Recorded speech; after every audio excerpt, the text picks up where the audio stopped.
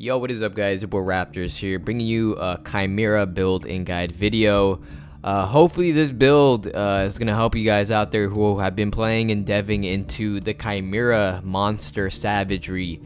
That is chasing down kills, isolating enemies and key heroes, and overall just being freaking amazing. I forgot how fun Chimera is. I've been playing a lot of Grux, as you guys know. I play a lot of Grux with the saggy ass titties and shit, big ass rhino. But I started playing Chimera more when FaZe came out. So this build is also really synergizes really well with FaZe if you have a FaZe on your team, and that's usually when I tend to pick Chimera, because again, you guys probably heard the infamous duo known as Chimera in FaZe, and goddamn isn't it scary. So we have some special cards in there that specifically synergize well with the FaZe, and also synergize well just with the build in general. Now this is a pretty interesting build, and I picked up these two cards, man, that I really like. I've never used these cards before, and when I tried them on Chimera, man, they were freaking amazing. They synergize so well, so damn well with Chimera and his kit. Now I'm not gonna go too into specific with Chimera's abilities. I call these top tier builds because they're more aimed towards more veteran players who know a little bit more about the heroes in general. Even if it's not a full blown out understanding of strength and weaknesses, it's hopefully you guys have a little gist of what's going on with Chimera, and hopefully why you looked up this video on YouTube is, you know, you're looking for a Chimera build and you've been playing the guy for a while and you want a good build with him. So this is definitely a bruiser build, initiator build. So Chimera in general is a really good initiator to be able to isolate heavy prioritized targets like a carry or support or a caster, whatever you want to prioritize, usually the carry being the case. But we're gonna get right into it. This is top tier builds where we go from the mid game to the, oh shit, I fucked up, to the early game, from the mid game to the late game, and we break it down and I show you why I picked the certain cards I do in this little build video that we got going on here. So as far as the utility, there's not a lot of utility here. We're going to go with the prime card as the Centurion, and that's pretty much it. You get a lot of health when you activate the prime, and allows you to be more tanky, more initiate-y, and bruisery. Up in the bruiser builds with the front lines. So we're going to go to our early game cards. We're going to pick up a Madstone Gem with 3 minor powers. Again, Chimera is a Fury hero, so he can benefit from the Madstone blessings, known as Madstone Gem. You could start off with a Siphon, but honestly, you don't need the Siphon. You really don't need the Siphon. Starting off with the Madstone Gem is better. Point 1, you clear the camps faster. Point 2, Chimera already has some built-in sustain with his spirit regeneration, and I've already tested both of them. The Sage Siphon is not needed. So just the most important thing, land your hits. Don't miss your basic attack. If not, you're going to be a little bit rocky up in the early game without the Siphon. So if you can keep your spirit regeneration going, you'll be completely fine with the Madstone Gem. Second card that you can go into is another Madstone Gem. You can go into another Madstone Gem, again 2 and 3 minor power. Second card, or third card, is going to be a Guardian's Ward. I don't upgrade it, I just slot it for that vision, and then we're going to build up into our other cards here in the mid game. Now the mid game, pretty interesting. Third card or fourth card, I'm losing my numbers here. Fourth card is going to be your Rustbreaker. Rustbreaker is a 12-point card. So with the first card, you already have some power built up, and going into a 12-point card is not a big deal.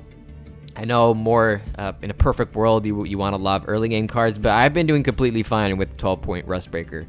So it is a beefy card, but it's going to be most of your damage. It's going to be one of the late game cards, so you put 3 power. Again, you're going to get some power and a little bit of basic pen up in there to go against some of them other frontliners you're going to be facing up in there in the front lines in the heat of battle. So your second card is going to be your Guardian's Ward. In the Guardian's Ward, we go ahead and put 3 greater health. This was the Guardian's Ward that we slotted in the early game, but now we're going to start building up that tankiness when it comes to Chimera. here in this Bruiser build, Initiator build. Third card is going to be the card that I was talking about here in the early game. One of the cards that I've never used, but synergizes really, really well with Chimera. That is Armivore. Armivore is a 3-point card.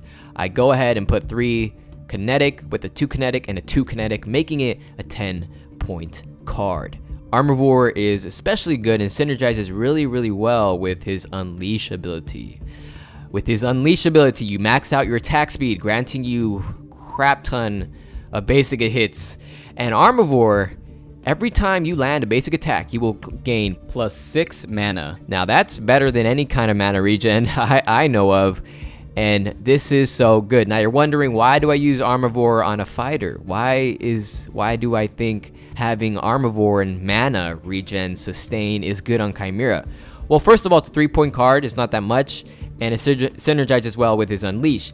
But the thing that I have found to be a problem with Chimera is he kind of struggles in clearing out waves and his jungle camps. He takes a little bit longer than Quang and Sev and Grux when it comes to jungle clear times. And I feel like having Armivore and being able to spam your Unleash to churn and burn through minion camps is a big deal.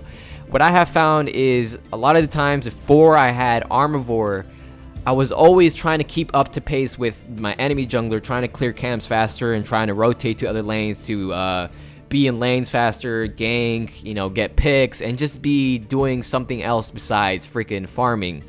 And being able to have that mana regen and being able to literally lose no mana when I use my Unleash is a big help. It also helps when I clear lanes, when I rotate to lanes, because as a jungler you're going to lanes, covering lanes, or pushing lanes.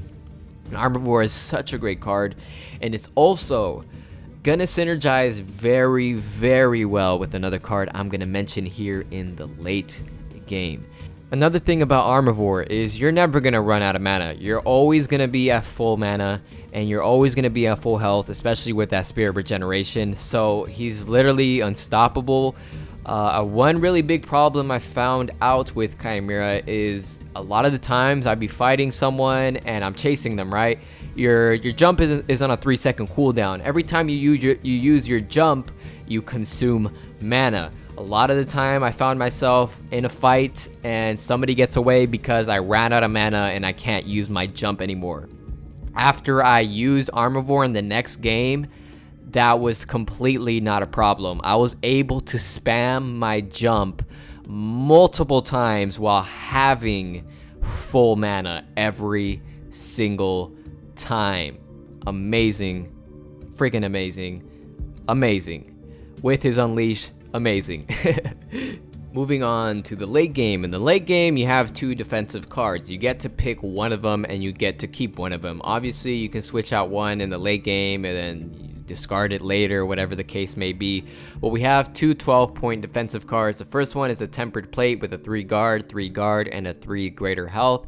Second option you have is a Toon Barrier with 3 barrier, and a 3 greater health. Now, we already built up a lot of health with our Guardian's Ward. That's like already 9 points, 10 points of health, no, 11 points of health, and then you're gonna get even more health with one of these cards. But again, you decide on whether you want basic armor or tuned armor. It really depends on what's hitting harder, what you think is a bigger threat as far as the enemy team comp, and I usually do pretty good with it.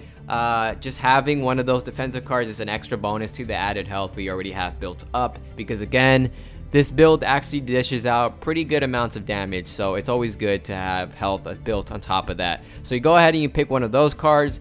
Then the very last card that you pick up is your Pierce card, and is another Rust Breaker with a 3-2-1 Pierce.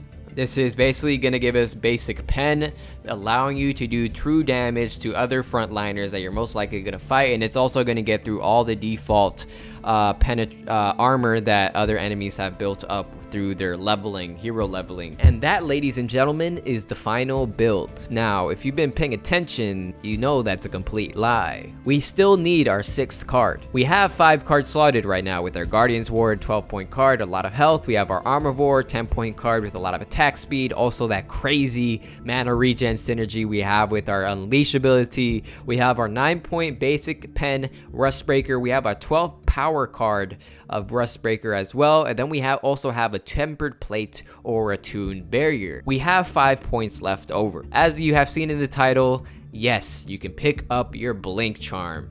You can pick up this Blink Charm in the early game, mid game, late game. It's basically up to you. I didn't mention it in the earlier mid game or late game pathways of the build because it's honestly up to you when you want to build this card. I personally pick it up after I have built up my 2 Mad Stones, my Guardians, and my Rust Breaker. That's usually around the mid game that I usually pick it up. But you also have a second option that is going to make this build completely not fair, especially if you have a phase on your team.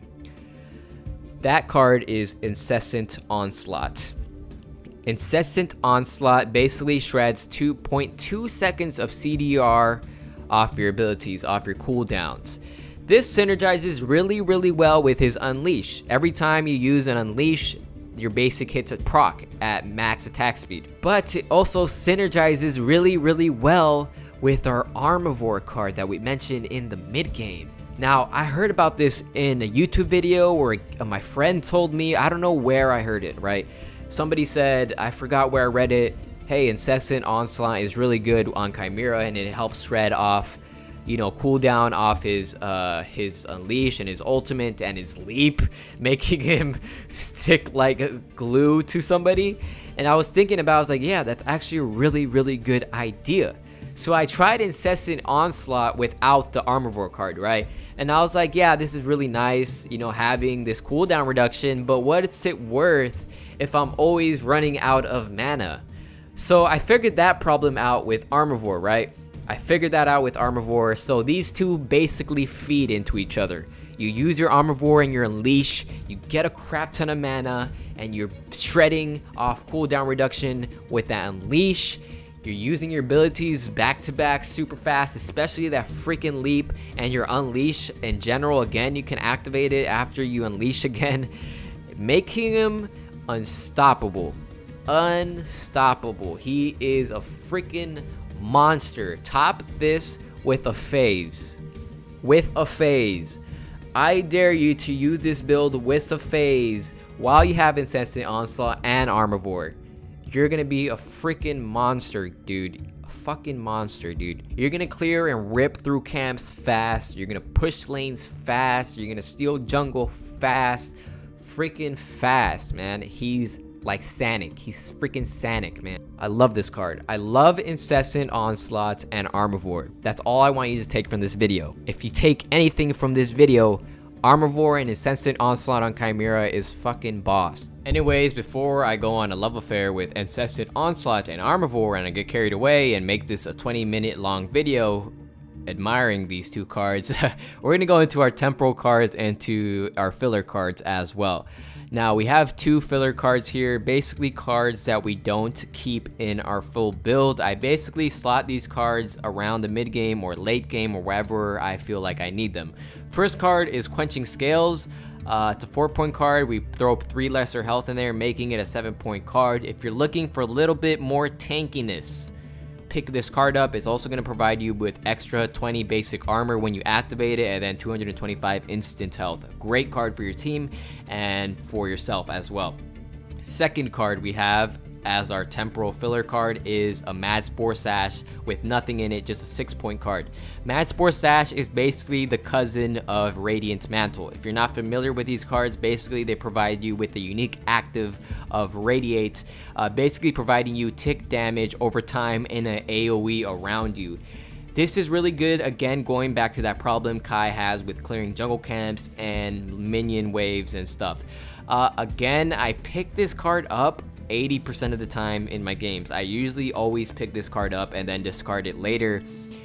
This paired with my Armivore and Mad Spore Stash, he literally rips through freaking jungle camps so quickly and through lane minion waves so quickly. Again, he's freaking Sanic, man. Freaking amazing. Mad Spore Stash, underrated card. Super underrated card. Try it out. Throw it in, pick it up. You will fall in love with it. Especially as Kai, when he struggles to clear those freaking jungle camps, man. You will love the card. I fell in love with Mad Sports Stash, and I'm sure you will fall in love with it as well. Mad Sports Stash is basically accelerating your clear times, and it's such a great card. So that's basically the full build right there, guys. Again, you end up with your 12-point Guardian's Ward, your Armorvore 10-point card, your 9-point Rust Breaker, your 12-point Rust Breaker, Toon Barrier, or Tempered Plate, depending on the enemy team comp.